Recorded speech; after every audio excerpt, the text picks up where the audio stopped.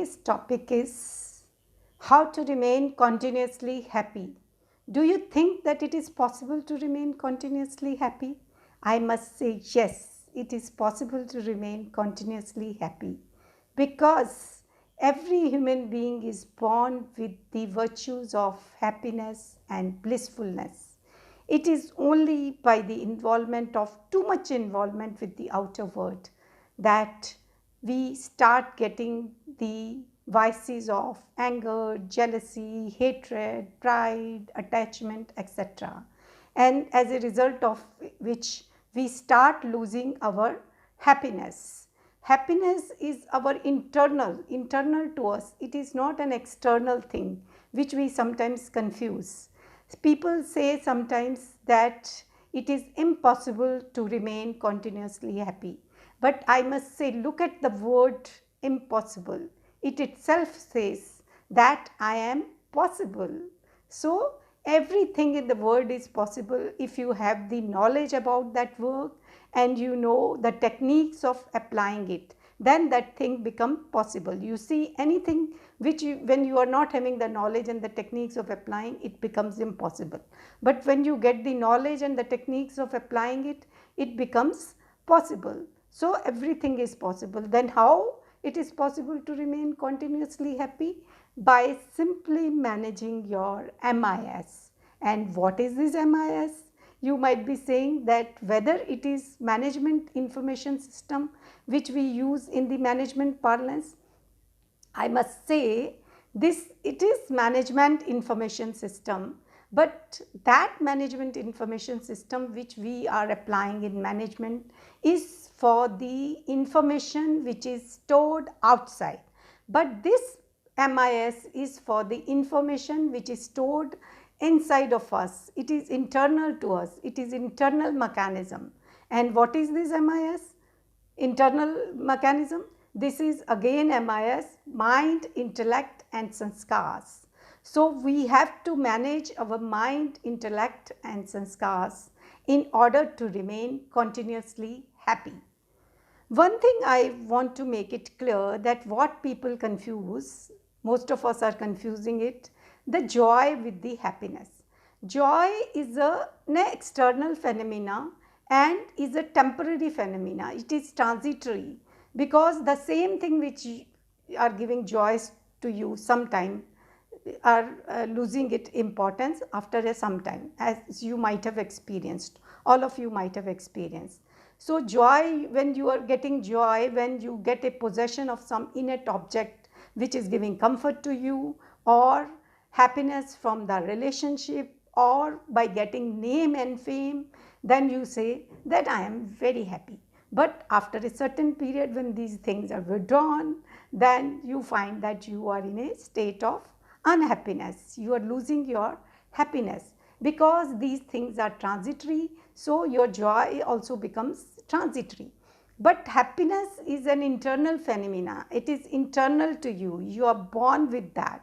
So that thing you should make it clear that nobody from outside is going to make you happy continuously. It is you yourself that you can make yourself continuously happy, because everything starts from the self at the center and everything radiates around it only. You can experience it also. Everything starts with the self, but we never bother to take care of ourselves. We never have any appointment with ourselves.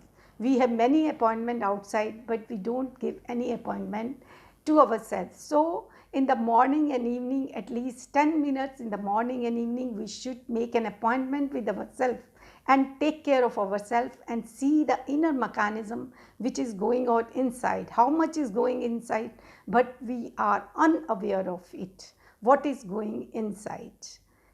So simply by managing the mind, intellect and sanskars, you can manage to remain continuously happy. So now you will say, many of us are saying, during discussion I found that they say it is very difficult to control the mind. I agree that it is difficult to control the mind.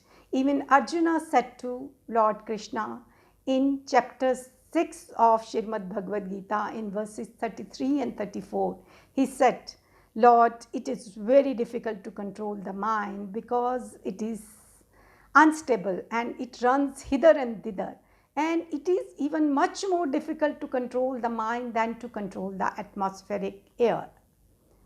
So, Lord Krishna also gave reply to this question in verse number 35 of the same chapter.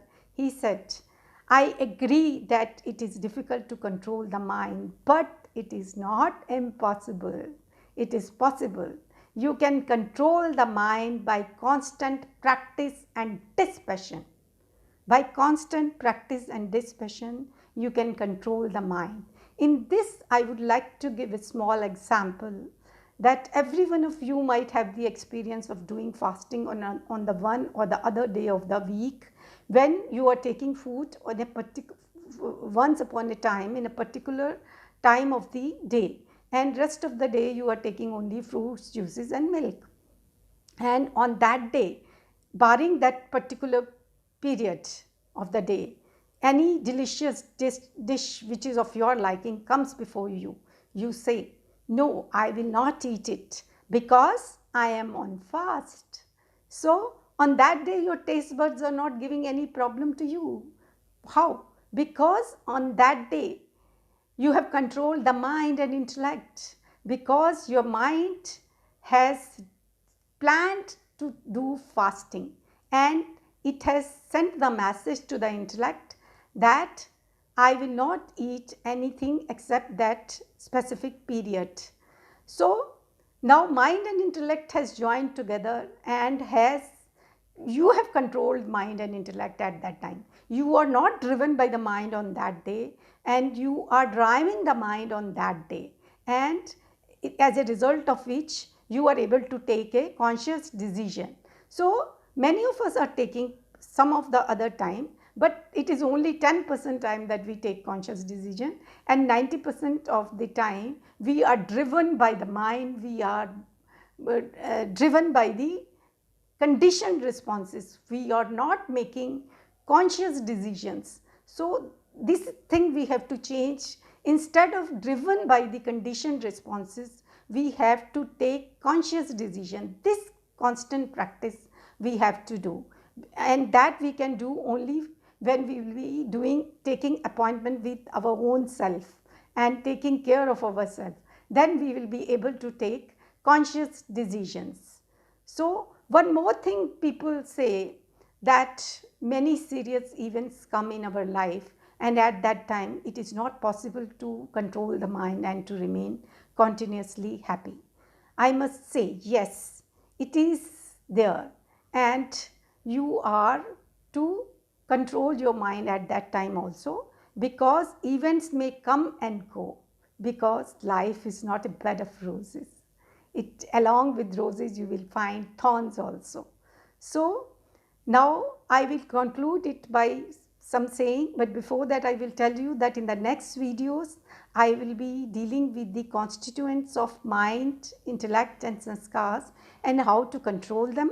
And if you have liked, then subscribe to it, like it and share it. And now I will conclude this video by saying that wind may blow from any direction, but the direction in which you go depends upon how you set your sails.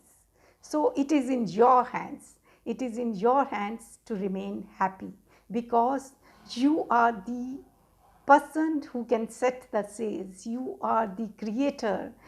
All these mind, intellect and sanskars are your faculties. You have to control them. You are the master of these faculties. So by controlling my MIS, by managing MIS, you will be able to remain continuously happy.